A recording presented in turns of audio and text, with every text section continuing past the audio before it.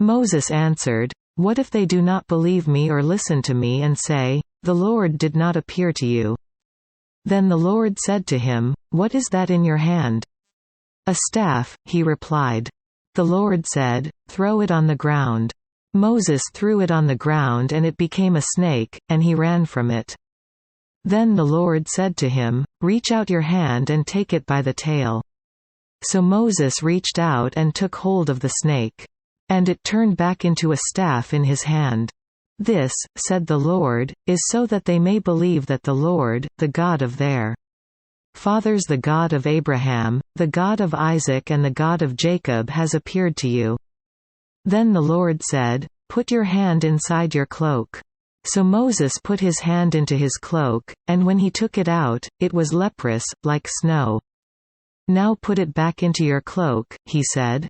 So Moses put his hand back into his cloak, and when he took it out, it was restored, like the rest of his flesh. Then the Lord said, "If they do not believe you or pay attention to the first miraculous sign, they may believe the second. But if they do not believe these two signs or listen to you, take some water from the Nile and pour it on the dry ground. The water you take from the river will become blood on the ground." Moses said to the Lord, "O Lord, I have never been eloquent, neither in the past nor since you have spoken to your servant. I am slow of speech and tongue." The Lord said to him, "Who gave man his mouth? Who makes him deaf or mute?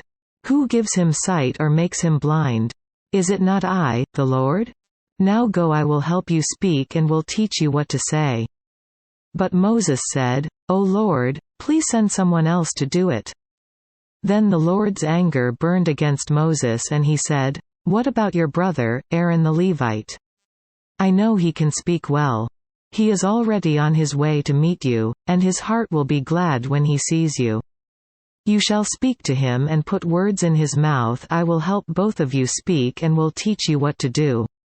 He will speak to the people for you, and it will be as if he were your mouth and as if you were God to him. But take this staff in your hand so you can perform miraculous signs with it." Then Moses went back to Jethro his father-in-law and said to him, "Let me go back to my own people in Egypt to see if any of them are still alive." Jethro said, "Go, and I wish you well." Now the Lord had said to Moses in Midian, "Go back to Egypt, for all the men who wanted to kill you are dead." So Moses took his wife and sons, put them on a donkey and started back to Egypt. And he took the staff of God in his hand.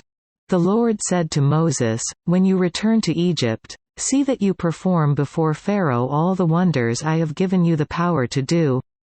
But I will harden his heart so that he will not let the people go. Then say to Pharaoh, 'This is what the Lord says: Israel is my firstborn son. And I told you, let my son go, so he may worship me.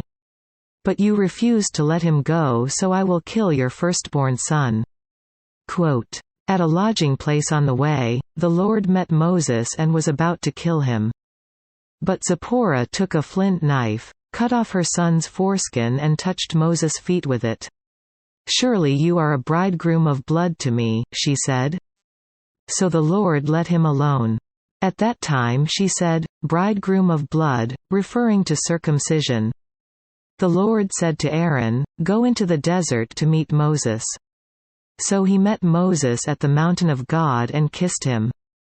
Then Moses told Aaron everything the Lord had sent him to say, and also about all the miraculous signs he had commanded him to perform.